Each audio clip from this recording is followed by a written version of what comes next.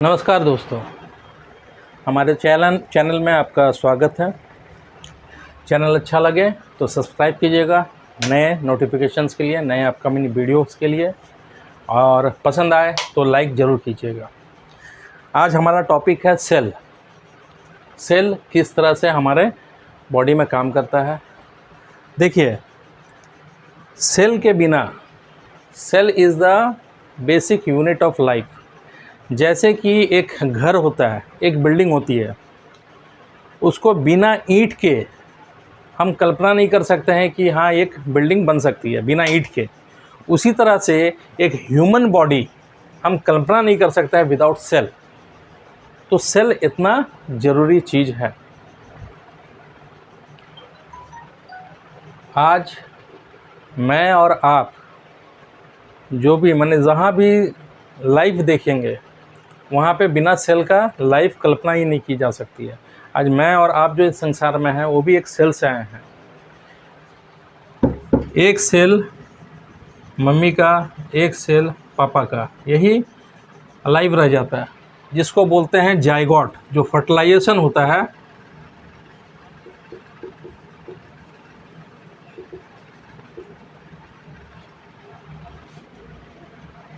सीमेन जा करके जो आपका इससे ओवम से मिलता है, और जो फर्टिलाइजेशन होता है उसको बोलते हैं जाइगोट। ये होता है आपका 2 सेल का। वही 2 सेल, 2 से फिर 4 सेल होते हैं, 4 से फिर 8 सेल, 8 से फिर 16, और इस तरह से वो जा करके जाइगोट एक एम्ब्रो में बदल जाता है। और एम्ब्रो फिर 9 महीने के बाद हमारी एक नई लाइफ स्टार्ट होती है। ठीक है दोस्तों, तो आज ये मैं कवर नहीं करूँगा। अगर करने जाऊँ तो फिर वीडियो बहुत ही लेंदी हो जाएगा, बहुत ही लंबा हो जाएगा। मैं सिंपल और शॉर्ट रखने का कोशिश करूँगा। आज जो हमारा जो ये वीडियो है, how does cell work, it provide structure for the body. ये क्या है?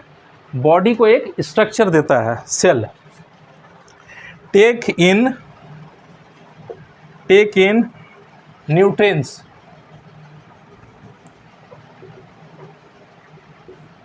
take in nutrients from food, convert nutrients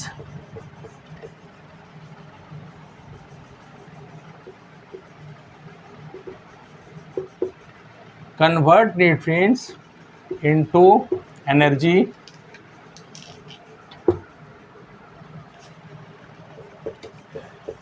carry out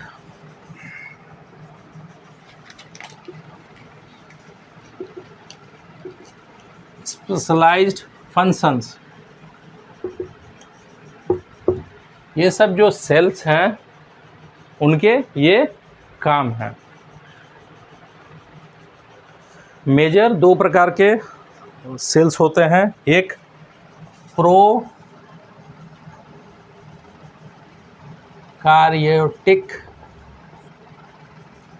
and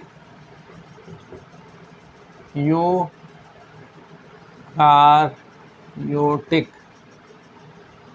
किसी और दिन इसके बारे में मैं डिटेल बताऊंगा। मेजर जो होते हैं 2 प्रकार के होते हैं, एक prokaryotic and the second one is eukaryotic.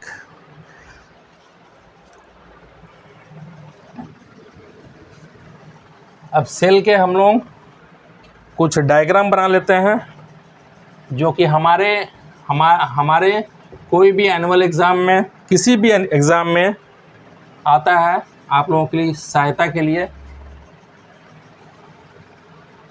और उसके पार्ट पुर्जे, जो सेल्स के पार्ट पुर्जे हैं, वो जान जाते हैं हम लोग, और उसके फंक्शंस कैसे होते हैं। ठीक है, तो आगे मैं डायग्राम आपको बता रहा हूँ। Animal cell with organelles. ये रहा दोस्तों आपके सामने एक एनिमल सेल का डायग्राम।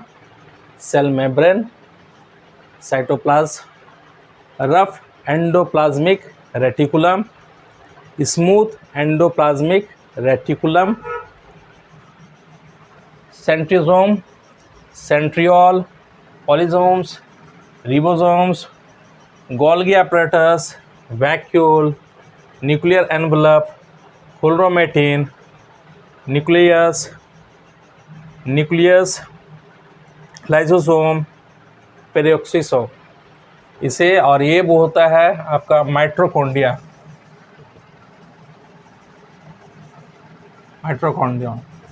ये एनर्जी हाउस है।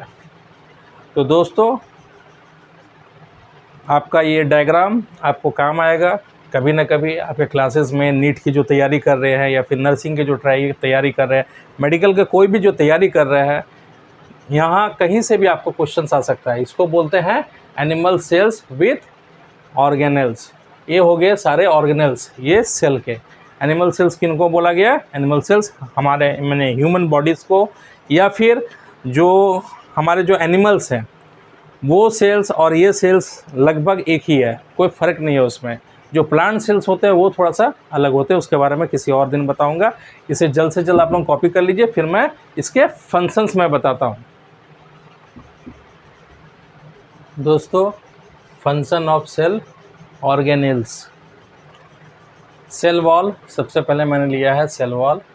It gives protection from physical injury and provide framework for cell.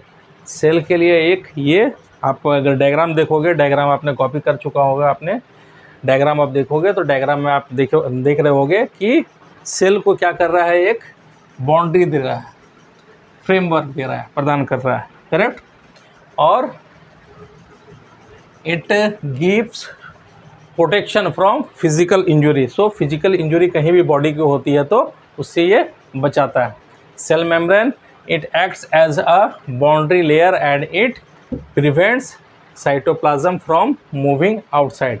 आप देख रहे होगे डायग्राम में साइटोप्लाज्म है, लिक्विड जैसा है, उसे बाहर निकलने से सेल मेम्ब्रेन वो रोकता है, boundary layer, and it prevents cytoplasm from moving out. Cytoplasm को सेल मेम्ब्रेन बाहर निकलने नहीं देता है। न्यूक्लियर एनवलप आप देख रहे होंगे, न्यूक्लियर एनवलप इस तरह से आप देख रहे होंगे डायग्राम में।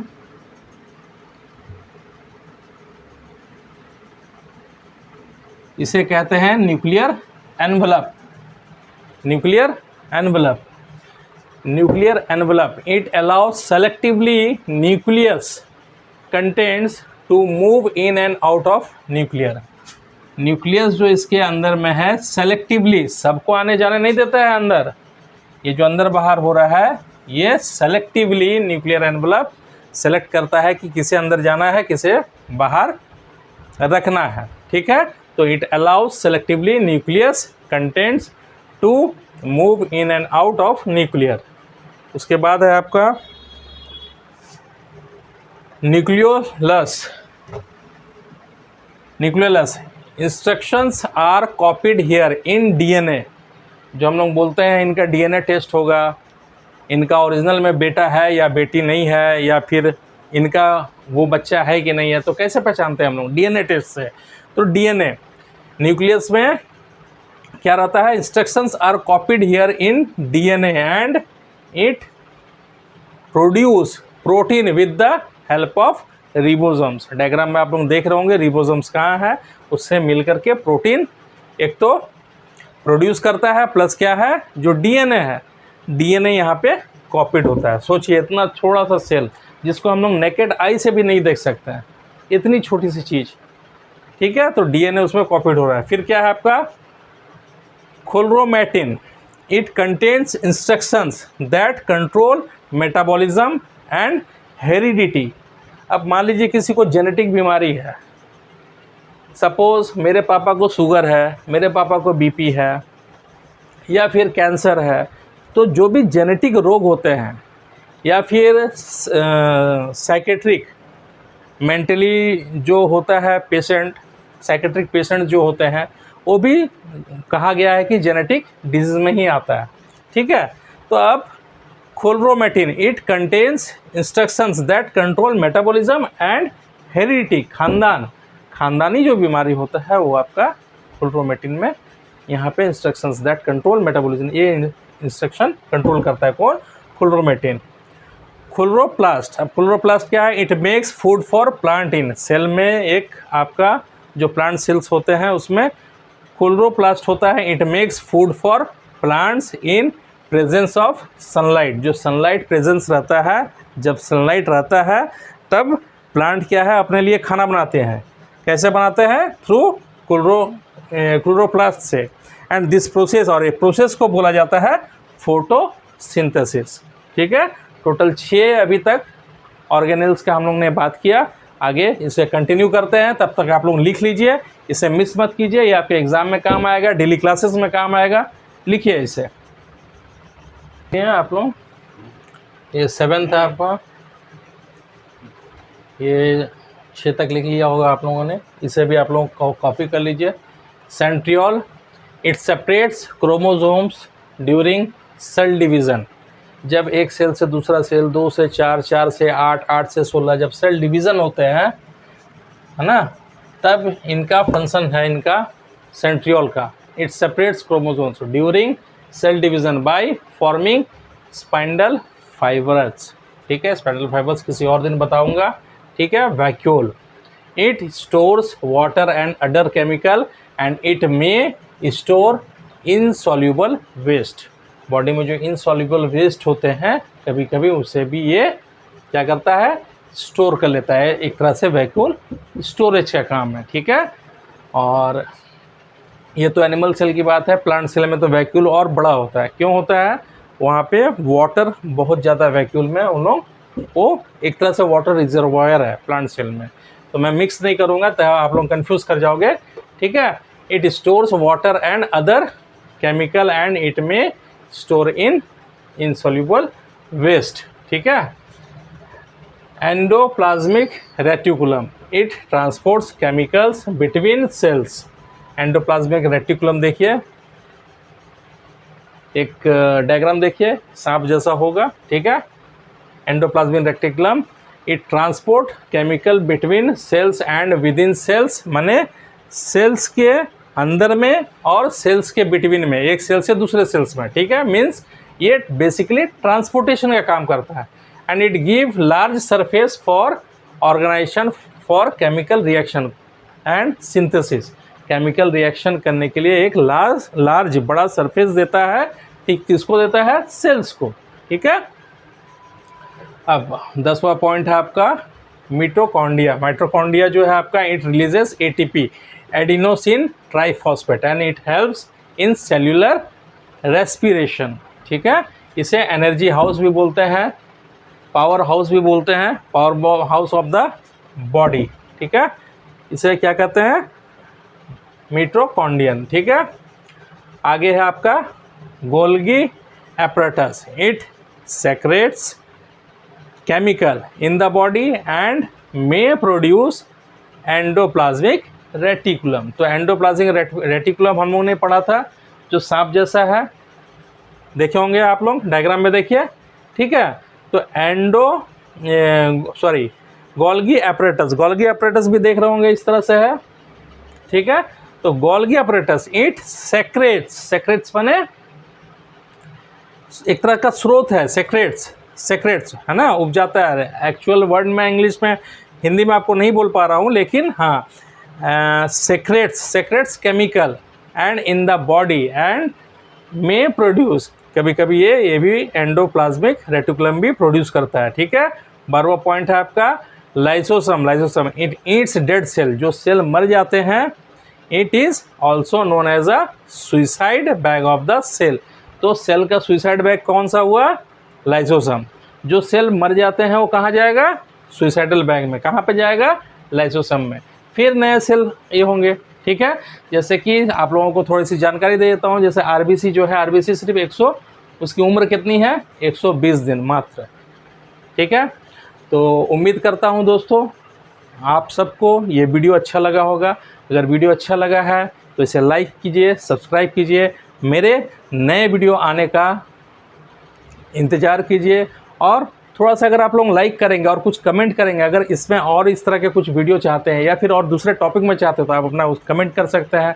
और आप अगर लाइक करेंगे तो मुझे और मोटिवेशन मिलेगा कि और मैं अच्छा आप लोगों के लिए वीडियो ला सकूँ। Thank you.